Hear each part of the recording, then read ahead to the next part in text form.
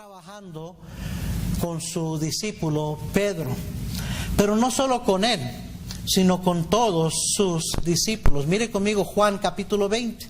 Juan capítulo 20. Y el versículo 19. El Señor ya había resucitado y se apareció varias veces ya después de resucitado a sus discípulos, quienes estaban desanimados, quienes estaban batallando, espiritualmente batallando. Y dice aquí en el versículo 19, Juan 20, 19, cuando llegó la noche de aquel mismo día, el primero de la semana, estando las puertas cerradas en el lugar donde los discípulos estaban reunidos por miedo de los judíos, vino Jesús y puesto en medio les dijo: paz a vosotros. Y cuando les hubo dicho esto, les mostró las manos y el costado, y los discípulos se regocijaron viendo al Señor. Entonces Jesús les dijo otra vez: paz a vosotros, como me envió el Padre, así también yo os envío. Y habiendo dicho esto, sopló y les dijo: recibid el Espíritu Santo. A quienes remitiereis los pecados les son remitidos, y a quienes se los retuviereis les son retenidos. Hermanos, los 11 discípulos eran hombres miedosos, no temerosos, sí eran temerosos de Dios, pero tenían miedo, francamente tenían miedo. Estaban escondidos por miedo a que los fueran a capturar y que les fuera a pasar lo mismo que le pasó al Señor Jesús. Y tenían dudas, dudaban, batallaban con incredulidad, es la verdad, batallaban con incredulidad. También batallaban con envidias entre ellos, con celos, con orgullo. Miren Lucas capítulo 22. Lucas 22. Y versículo 24. Lucas 22, 24. Dice aquí la palabra de Dios: hubo también entre ellos una disputa. Una disputa quiere decir estuvieron alegando sobre quién de ellos sería el mayor. Eso era lo que estaban disputando. ¿Quién de ellos sería el mayor? Una vez que Cristo se vaya, ¿y quién aquí va a ser el mayor? De eso estaban alegando los discípulos. Versículo 25. Pero Él les dijo: los reyes de las naciones se enseñorean de ellas, y los que sobre ellas tienen autoridad son llamados bienhechores. Mas no así vosotros, sino sea el mayor entre vosotros como el más joven, y el que dirige como el que sirve. Porque ¿cuál es el mayor, el que se sienta a la mesa o el que sirve? No es el que se sienta a la mesa, mas yo estoy entre vosotros como el que sirve. Pero vosotros sois los que habéis permanecido conmigo en mis pruebas. Yo pues os asigno un reino, como mi Padre me lo asignó a mí, para que comáis y bebáis a mi mesa en mi reino, y os sentéis en tronos, juzgando a las 12 tribus de Israel. Lo que yo veo aquí es que a pesar de sus imperfecciones, a pesar de sus problemas que estaban teniendo y envidias y celos y dudas, incredulidad, el Señor aún así tenía planes para que esos hombres fueran sus apóstoles. No nada más discípulos, sino sus apóstoles. Un apóstol, la palabra apóstol significa simple y sencillamente enviado. Y hay algunos que creen y argumentan que todo cristiano es un apóstol, puesto que Cristo envió a todos sus discípulos a predicar el Evangelio, pero no es así. La Biblia dice que nada más hubo 12 apóstoles. Y que hay 12 tronos en el cielo para 12 apóstoles. Quiere decir que no hubo más aparte de esos 12.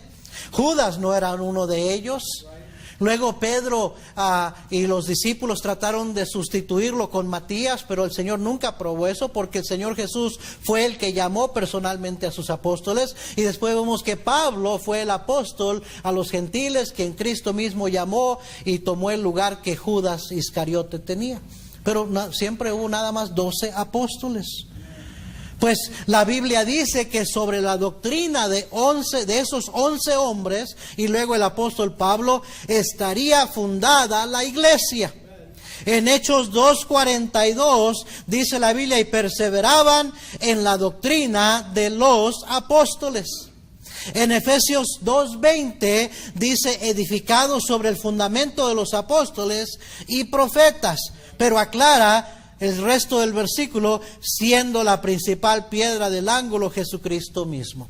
Cristo es la roca, Cristo es la piedra sobre la cual está fundada la iglesia. Pero los apóstoles dieron la doctrina, la enseñanza, y sobre esa doctrina estaba fundada la iglesia. Cada uno de esos 11 hombres llegó a ser grandemente usado por el Señor. Fueron líderes de las iglesias primitivas nuevotestamentarias. Todos, con la excepción de Juan, murieron muertes de mártir. Pedro y Pablo murieron aproximadamente en el año 66 después de Cristo en Roma, bajo mano del emperador Nerón. Pedro fue crucificado y Pablo fue decapitado. Andrés, el apóstol Andrés, fue enviado a predicar a la tierra que se conocía como la tierra de los devoradores de hombres, lo que es ahora la Rusia. Y también fue a Turquía y finalmente terminó en Grecia, donde fue crucificado. Tomás, el que dudaba, ¿verdad? Estuvo activo predicando en Siria y fue hasta la India. Hay descendientes hoy en día de un grupo antiguo de cristianos llamados los martonenses que dicen que Andrés fue su fundador.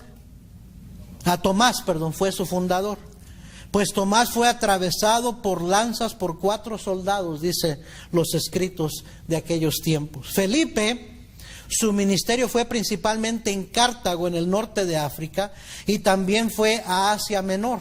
Se cuenta que ganó para Cristo a la esposa de un procónsul romano, por cuanto, y es por eso que ese procónsul lo mandó a arrestar y lo mató de una manera cruel. Mateo, el ex publicano, escritor del primer evangelio en la Biblia, fue a predicar a Persia y a Etiopía y fue apuñalado, murió apuñalado. Bartolomé se fue a predicar a Armenia y al sur de Arabia y murió apedreado. Jacobo, hijo de Alfeo, evangelizó en Siria. Josefo, el historiador, escribió que fue matado a golpes de palos y apedreado. Simón el celote predicó en Persia, fue martirizado por rehusar ofrecer sacrificio al dios Sol.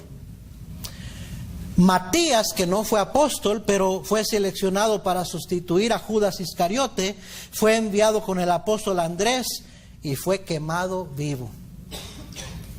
Y Juan, el discípulo amado, el líder de la iglesia en Éfeso, quien cuidó de la madre de Jesús en su casa hasta que ella murió, durante la persecución de Domiciano en el año 90 después de Cristo, escapó ser hervido en aceite en Roma y finalmente fue exiliado a la isla desierta de Patmos, en donde se le dio la revelación del libro de Apocalipsis. Cada uno de esos hombres estuvo dispuesto a morir por la causa de Cristo. Pedro escribió: sabiendo que en breve debo abandonar el cuerpo, como nuestro Señor Jesucristo me ha declarado.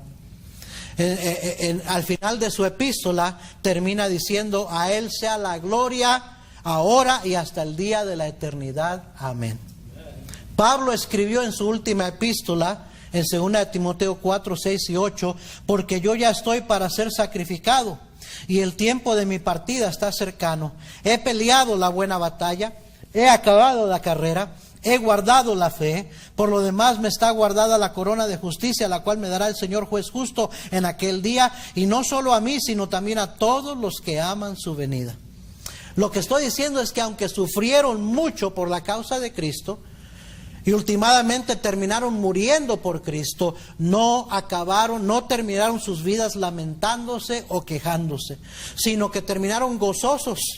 Terminaron contentos, satisfechos, listos para enfrentarse a su Señor. Pablo fue el que escribió: porque para mí el vivir es Cristo y el morir es ganancia. Y a propósito, Cristo no pide a ninguno de sus discípulos que mueran por Él, pero sí nos pide que vivamos para Él.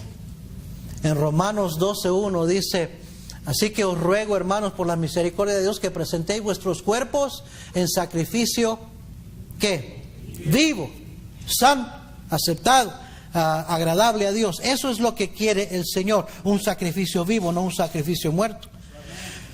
Pero aquí en Juan 21, y seleccioné este pasaje, hermanos, todo el capítulo 21, porque quiero enfatizar algo. Aquí en Juan capítulo 21, vemos a esos hombres, grandes hombres de la fe, que habían seguido a Jesús por 3 años y medio,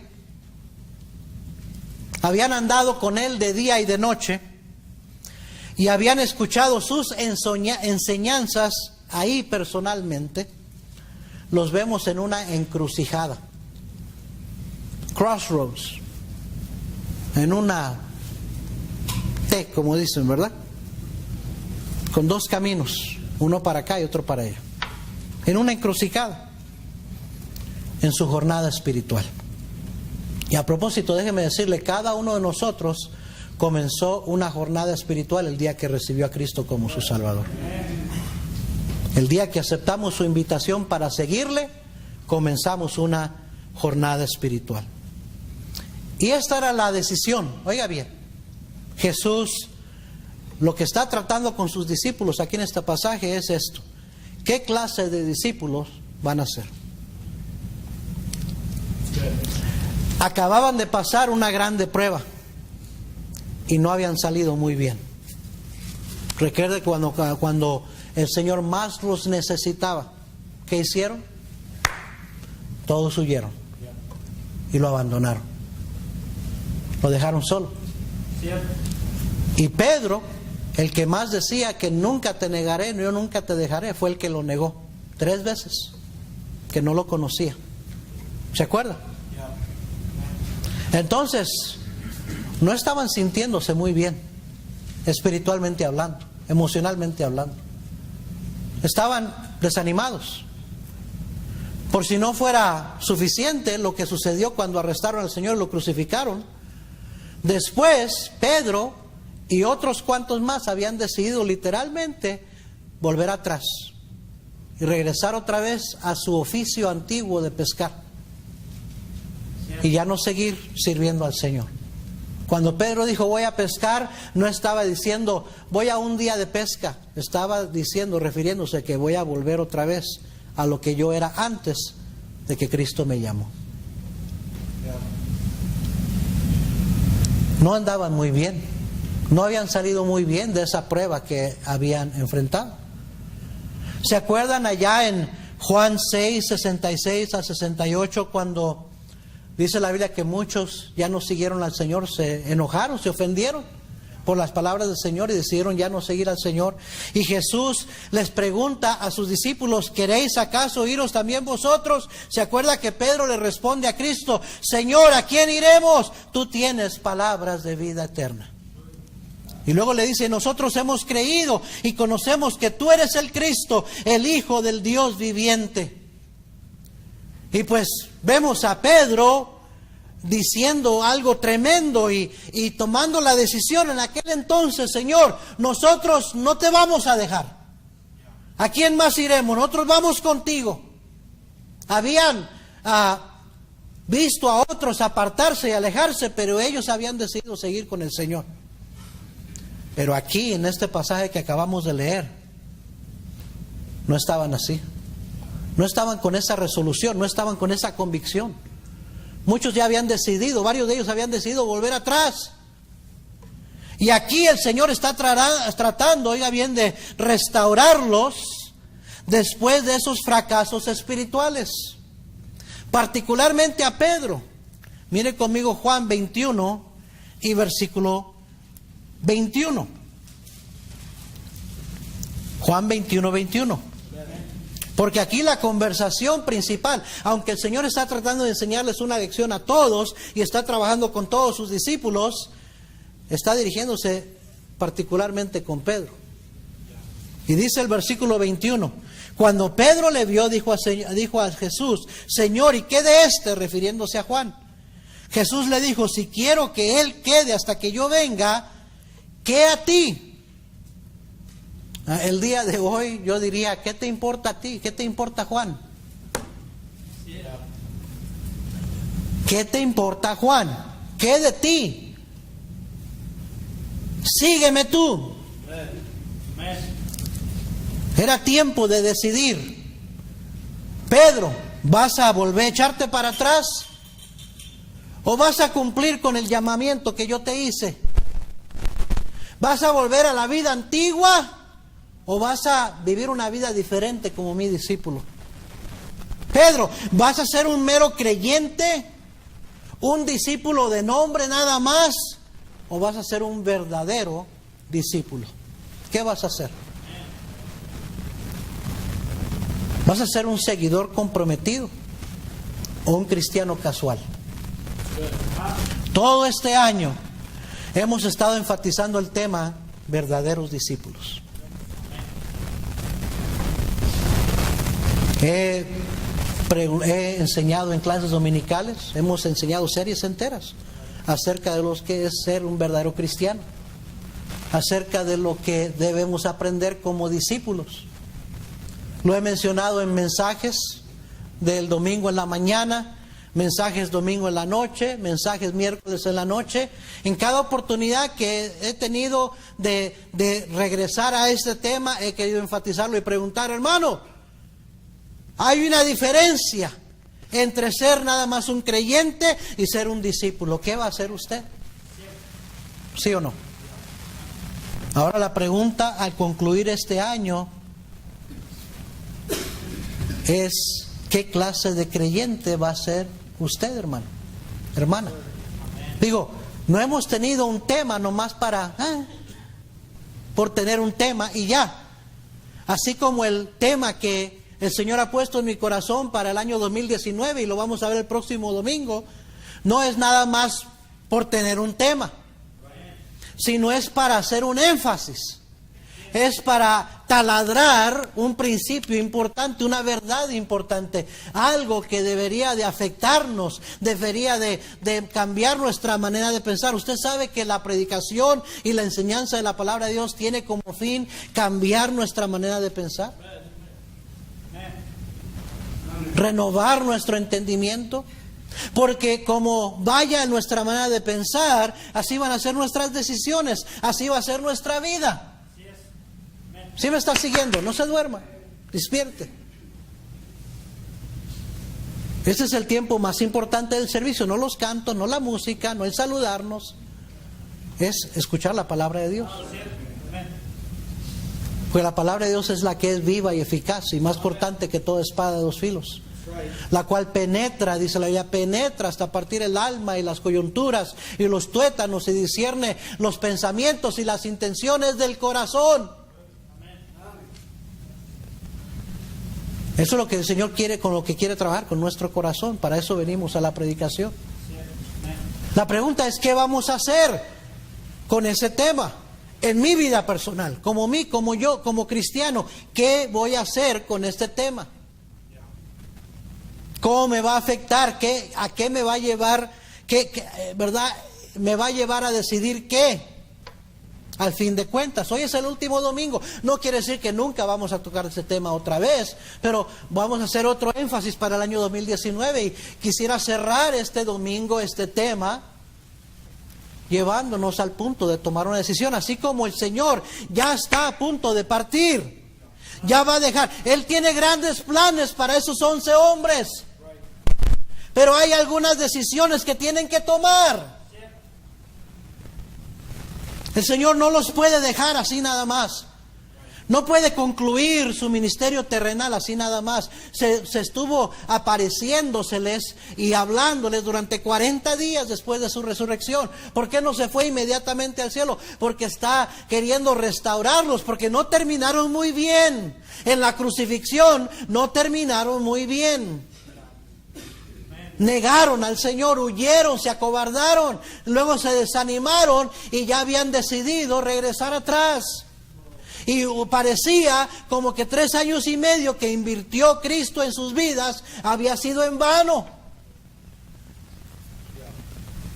Y ¿sabe qué, hermano? Estamos llegando a la conclusión de este año y si no tomamos decisión, haz de cuenta que ese tema fue en vano todo el año 2018.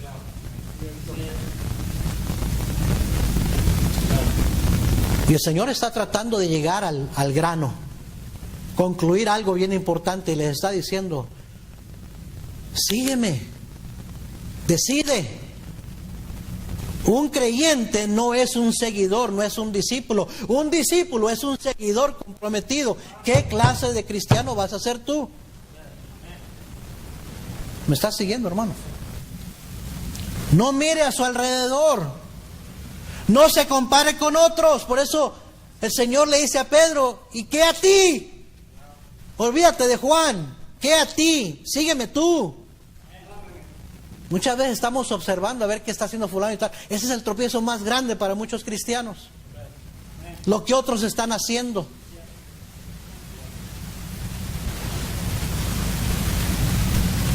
Y hermano, no se compare con otros. No use a otros como excusa.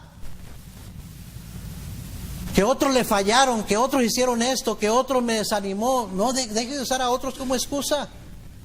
¿Qué a ti? ¿Qué a usted?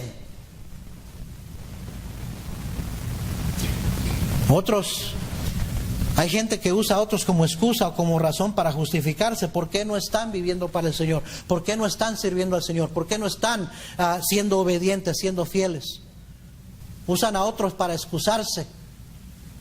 Es tiempo de decidir usted, tú. ¿Qué vas a hacer tú? ¿Qué clase de cristiano vas a ser tú? ¿Qué clase de cristiano serás?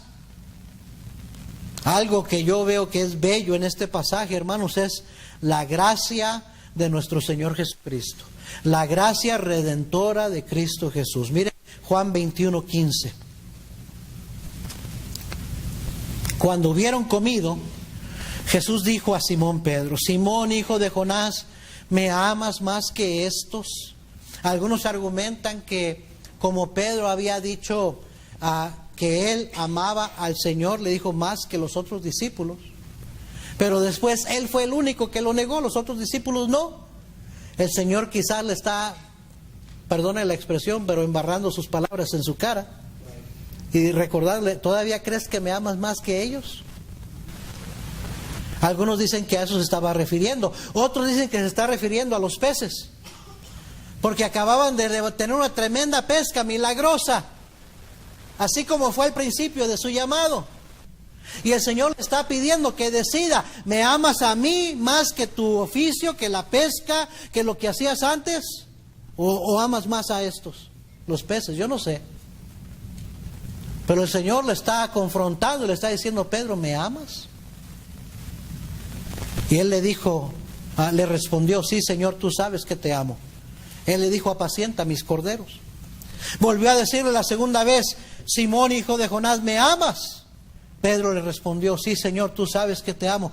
Le dijo: pastorea mis ovejas.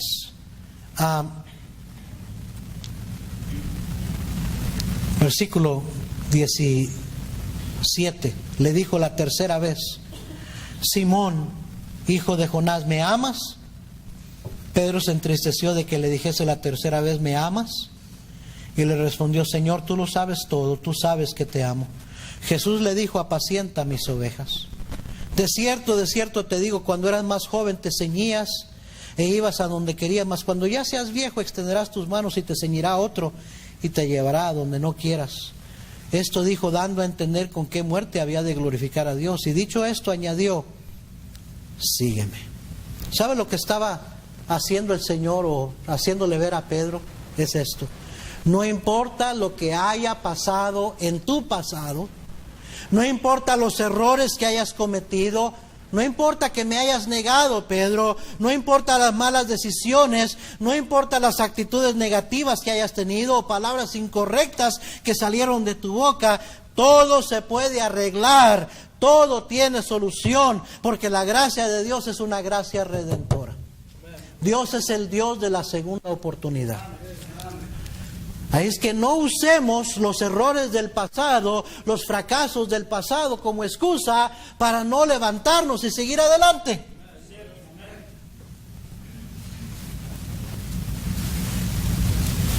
En nuestro pasaje vemos las características de un verdadero discípulo. De un verdadero discípulo. Número 1, la primera característica de un verdadero discípulo es amor para el Señor. Amor. Se fija que eso es lo único que le preguntó Jesús a Pedro. Pedro, ¿me amas?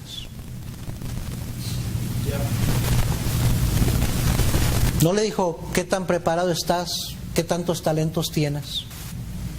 ¿Qué has hecho con tu vida? Para ver si calificas. Le dijo simplemente, ¿me amas? ¿Me amas? 2 veces le dice, ¿me amas? Entonces, hermanos, un discípulo ama a su Señor. Y el amor que tiene para el Señor es un amor comprometido.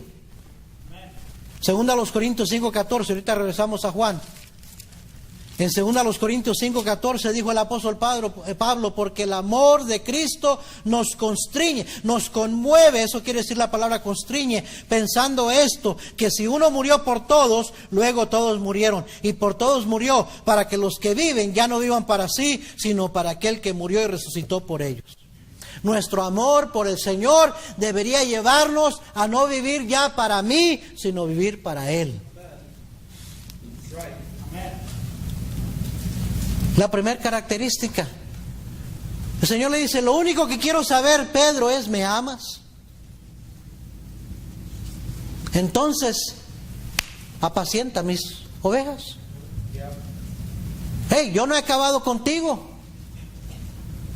No me he dado por vencido contigo. Todavía tengo planes para ti. La pregunta que a mí me importa, dice el Señor, es, ¿me amas? Entonces, ¿por qué estás queriendo volverte atrás? Entonces, ¿por qué no quieres cumplir con tu llamamiento? ¿Me amas? ¿Me amas más que esos peces? Lo que el mundo te puede dar. ¿Me amas más que otros? Demuéstralo siguiéndome. Haciendo lo que te he pedido que hagas. No vivas para ti, vive para mí. Es un amor comprometido. ¿Sí o no, hermanos? La segunda característica de un verdadero discípulo es sinceridad. Sinceridad. Juan 21, versículo 17. Le dijo la tercera vez, Simón, hijo de Jonás, ¿me amas? Pedro se entristeció de que le dijese la tercera vez. Ahora, ¿por qué se entristeció Pedro? Se entristeció porque, Señor, ¿no es obvio que te amo? ¿Por qué me estás preguntando tantas veces? ¿Dudas de mi amor? No creo que por eso se entristeció Pedro. Pedro sabía lo que él había hecho. Él sabía que en realidad le había fallado. Se entristeció que le dijese la tercera vez, ¿me amas? Y le respondió, mire, aquí está, Señor, tú lo sabes todo. Tú sabes que te amo. Jesús le dijo, apacienta mis ovejas. Sinceridad. Señor, tú lo sabes todo. Señor, no puedo poner excusas delante de ti. Señor, no puedo aparentar nada contigo porque tú lo sabes todo. Tú sabes que te negué, Señor. Tú sabes que me ganó el miedo, Señor. Tú sabes, Señor, que me dejé influenciar por irme a calentar ahí con esos, en ese fuego. Y me dio temor y me avergoncé de ti, Señor. Tú lo sabes todo. Y sabe, hermano, míreme aquí. Sabe que Él sabe todos sus defectos y sus debilidades. Y las veces que usted ha prometido, Él no ha cumplido. Y lo que usted hace en el rincón más oscuro, donde cree que nadie le ve, pero el Señor sí le ve. Él sabe todas las cosas. Él sabe lo que hay en su corazón, lo que hay en su mente. Él sabe sus errores y sus fallas, todas, exactamente, todas se las conoce. Pero Él lo que está pidiendo no es perfección. Él lo que está pidiendo es sinceridad. Hermano, esta es una clave para que usted permanezca y sea un verdadero discípulo del Señor, que sea siempre sincero con Dios. Siempre sincero con Dios. El Señor no espera perfección, no espera infalibilidad. Claro que fallamos, somos hombres y mujeres imperfectos y vamos a fallar. Y a veces, aunque tengamos las mejores intenciones, le vamos a fallar al Señor. Él no espera eso, pero Él sí espera sinceridad, de que nos pongamos a cuentas con Él, de que le confesemos lo que está mal en nuestras vidas. No hay otra manera para poder mantener una buena relación con el Señor. Segunda a los Corintios, capítulo 11 y versículo 3. Óigalo nada más, se lo voy a leer. Dijo Pablo a los Corintios: pero me temo que como la serpiente con su astucia engañó a Eva, oiga, vuestros sentidos sean de alguna manera extraviados de la sincera fidelidad a Cristo. Pablo está diciendo: no te extravíes de la sincera fidelidad a Cristo. Él es el que merece su fidelidad, hermano. Él es el que merece su completa sinceridad. Una fe sincera, no una fe fingida. No poner fachadas, hermano. Sea completamente sincero con el Señor todo el tiempo. Confiésele lo que está mal en su vida. Reconózcalo, no trate de ocultarlo. Dígaselo y su relación con Cristo se va a mantener saludable. Amén. Amén. Hebreos 10:19 dice: así que, hermanos, teniendo libertad para entrar en el lugar santísimo por la sangre de Jesucristo, por el camino nuevo y vivo que Él nos abrió a través del velo, esto es de su carne, y teniendo un gran sacerdote sobre la casa de Dios, mire lo que dice: acerquémonos con corazón sincero, en plena certidumbre de fe, purificados los corazones ¿de qué? De mala conciencia. Que usted pueda tener una buena conciencia de que no hay cosas escondidas con mi Dios. Yo le he confesado, yo lo he arreglado, Él sabe todo. Señor, tú lo sabes todo. ¿Sabe cuándo su relación se va de pico para abajo con el Señor? Cuando usted no le dice al Señor lo que está mal. De todas maneras Él ya lo sabe, pero cuando usted no lo quiere reconocer, cuando usted lo empieza a pretender, a justificarse, a excusarse, y no quiere arreglar, decir estoy mal. Sinceridad. Número 3, seguimiento. Seguimiento. Estamos hablando de características de un verdadero discípulo. Primero, amor genuino, amor comprometido. Segundo, sinceridad. Señor, tú lo sabes todo. No perfección, sinceridad.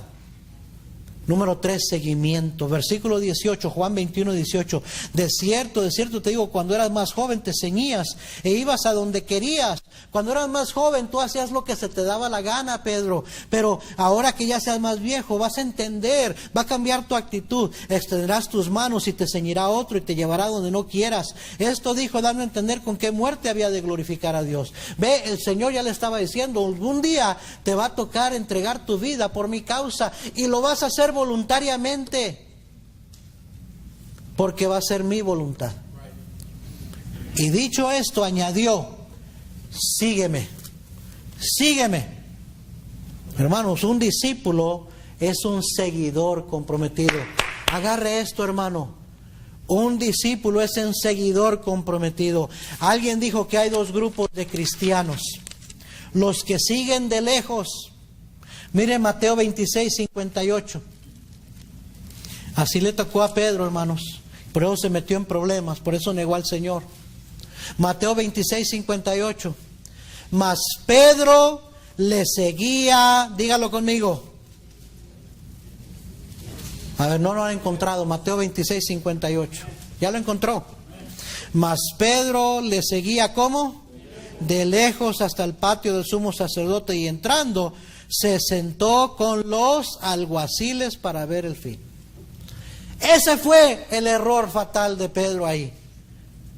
Que no siguió de cerca al Señor, lo siguió de lejos y terminó sentándose con los enemigos del Señor.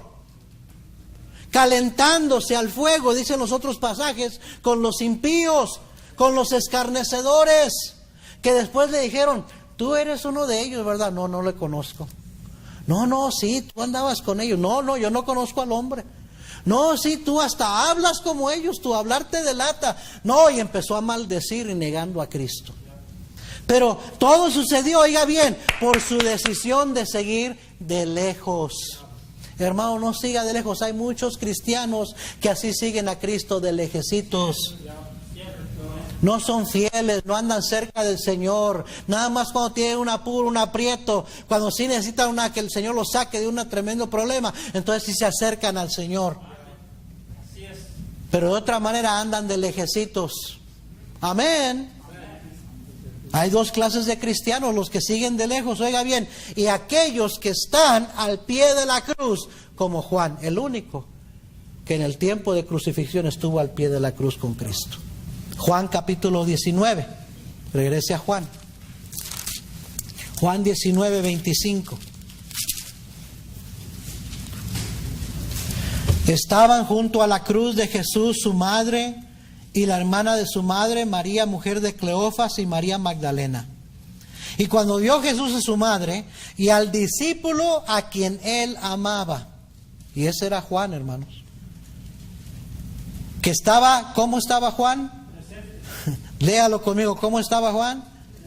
Presente, presente, presente. ¿Dónde está usted cuando hay servicios en la iglesia? ¿Dónde está usted cuando es tiempo de servir al Señor? ¿Presente o ausente?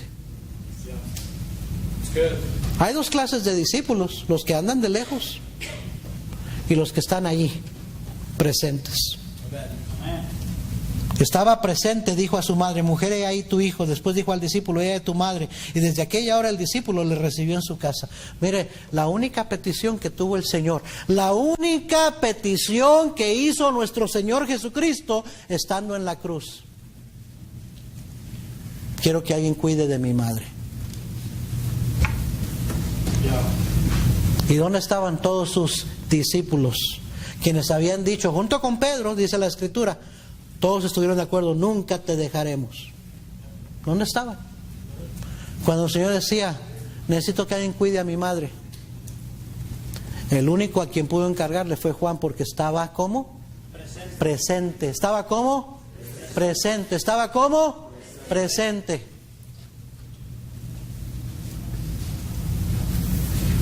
Se dice que el presupuesto de la iglesia lo carga aproximadamente un 25 a 30% de la congregación, que son los que diezman.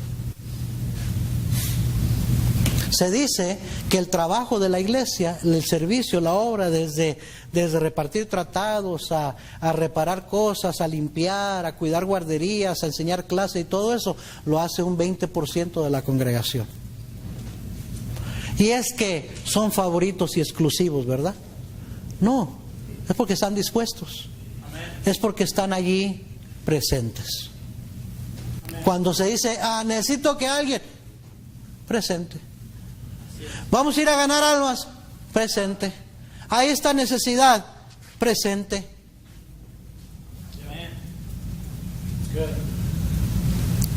Pero muchos que siguen de lejos no quieren compromisos.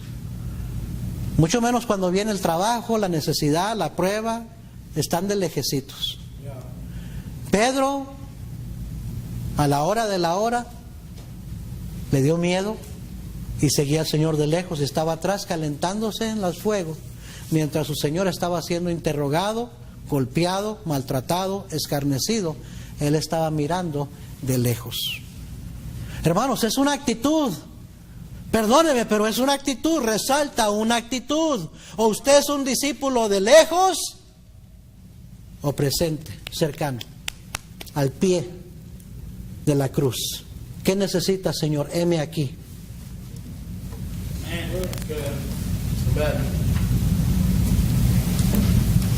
Seguimiento. Seguimiento. Una característica, una marca de un verdadero discípulo es que es un seguidor. No de lejos, de cerca del Señor. Número 4, obediencia. Regrese a Juan capítulo 21, versículo 20. Ya estoy terminando. Volviéndose Pedro, vio que le seguía el discípulo a quien amaba Jesús. el mismo que en la cena se había recostado al lado de él y le había dicho: Señor, ¿quién es el que te ha de entregar? Cuando Pedro le vio, dijo a Jesús: Señor, ¿y qué de este? Jesús le dijo: si quiero que él quede hasta que yo venga, ¿qué a ti? Sígueme tú. ¿Sabe lo que está diciendo? No estés mirando a ver quién más me está siguiendo, a ver quién más está obedeciendo, a ver quién más va a hacer. Sígueme tú, obedéceme tú. Amén. Una obediencia que no depende de la obediencia de otros. De veras que le agradezco y le felicito por estar en la iglesia el día de hoy. Obviamente muchos no vinieron. Y así hubiéramos 5 nada más, así hubiera dado una gran tormentota. Y hubiera sido difícil llegar a la iglesia. Hubiéramos habido un grupo aquí. Y nunca deberíamos andar viendo a ver quién más va a ir, quién más va a hacer. Porque todos somos llamados a ser fieles al Señor individualmente, a ser obedientes, no dependiendo de lo que otros están haciendo, tratando de agradar a mi Señor.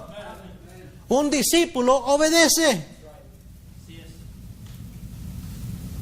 Romanos 14, versículo 5. Romanos 14, 5. Dice el apóstol: uno hace diferencia entre día y día, otro juzga iguales todos los días. Cada uno esté plenamente convencido en su propia mente. Eso se llama convicción. Versículo 6. El que hace caso del día, lo hace para el Señor. Y el que no hace caso del día, para el Señor no lo hace. El que come, para el Señor come, porque da gracias a Dios. Y el que no come, para el Señor no come y da gracias a Dios. Porque ninguno de nosotros vive para sí y ninguno muere para sí. Mire el versículo 11. Porque escrito está: vivo yo, dice el Señor, que ante mí se doblará toda rodilla y toda lengua confesará a Dios, de manera que cada uno de nosotros dará a Dios cuenta de sí. No cuenta de él, no cuenta de ella, cuenta de sí. Amén, hermanos. Obediencia. Obediencia, porque si lo hago o no lo hago, para el Señor lo hago o para el Señor no lo hago. No para Alfredo Gómez, no para el hermano, la hermana fulana de tal, no para que me vean otros, porque me está viendo el Señor y a Él le voy a dar cuentas de mí. Y eso entiende un discípulo. Y por último, número 5, regrese a Juan 21, versículo 23. Este dicho se extendió entonces entre los hermanos, que aquel discípulo no moriría. Pero Jesús no le dijo que no moriría, sino que si quiero que él quede hasta que yo venga, ¿qué a ti? Versículo 24, este es el discípulo que da testimonio de estas cosas y escribió estas cosas, o sea, Juan. Y sabemos que su testimonio es verdadero. Mire, los discípulos no sabían lo que les esperaba. Sabían que el Señor les había dicho: en el mundo tendréis aflicción. Pero sin embargo el Señor les decía: sígueme. No importa lo que venga, no importa lo que vaya a pasar, sígueme. Y el quinto característica de un discípulo es valor. Valor. Valor. Se toma, mire mi hermano, se toma valor ser un discípulo de Cristo. Se toma valor ser un seguidor comprometido de Cristo, porque no hay muchos. Y siempre otros te van a criticar. Siempre va a haber persecución. Me estaba contando el hermano Félix, un hermano que lo use de ejemplo, pero me contó esto recientemente, de que cambió de trabajo para poder estar en casa entre semana y poder venir a la iglesia el domingo. Pero no pasó mucho tiempo en que el patrón empezó a presionarlo: agarra este viaje, agarra este trabajo, ¿por qué no quieres? ¿Por qué es tan importante la iglesia? ¿A poco es más importante para ti la iglesia que el dinero, que agarrar un poco más de dinero? Siempre que usted trata de pararse por el Señor y ser un discípulo comprometido, va a haber oposición, Va a haber aquellos que le van a cuestionar, se van a burlar, lo van a tratar de ser tropiezo a usted, y es por eso que se necesita valor. Valor para decir, no voy a agradar al hombre, voy a agradar al Señor. Valor para mantenerse siguiendo a Cristo comprometidamente. Amén, hermanos. ¿Recuerdan a Josué? Antes del Señor darle el puesto de ser el que iba a sustituir a Moisés y tomar la batuta de llevar al pueblo de Israel a introducirlo a la tierra prometida, le dice en Josué 1:6 y en Josué 1:7 y en Josué 1:9, esfuérzate y sé valiente, esfuérzate y sé muy valiente, mira que te mando que te esfuerces y seas muy valiente. Vas a necesitar valor, Josué, para meter a mi pueblo a la tierra prometida, para cumplir con todo lo que te diga este libro de la ley.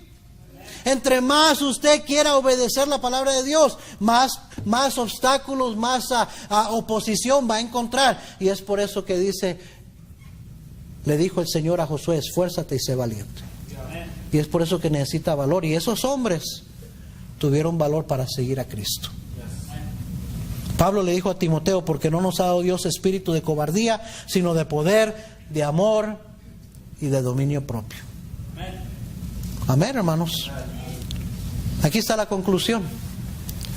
¿Y qué de usted, hermano? Así como el Señor le dice a Pedro, no te fijes en Juan, ¿qué a ti? Yo le pregunto a usted, ¿qué usted, hermano? Después de todo un año de escuchar enseñanzas y predicaciones, repitiendo una y otra vez lo que es ser un verdadero discípulo, con la ayuda del Señor, ¿lo será?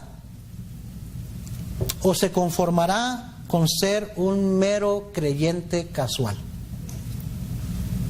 No comprometido, de lejecitos, nada más cuando es conveniente. Como le dijo el Señor a Pedro, ¿qué a ti? ¿Qué a ti? ¿Qué clase de cristiano serás? Amén, hermano. Si todo un año de este tema no le cambia su manera de pensar y usted sigue siendo un cristiano casual y no un discípulo comprometido, entonces fue en vano, para usted fue en vano todo este año, todo este tema. ¿Qué a ti? ¿Qué clase de cristiano va a ser usted? Vamos a cerrar nuestros ojos, a inclinar nuestros rostros.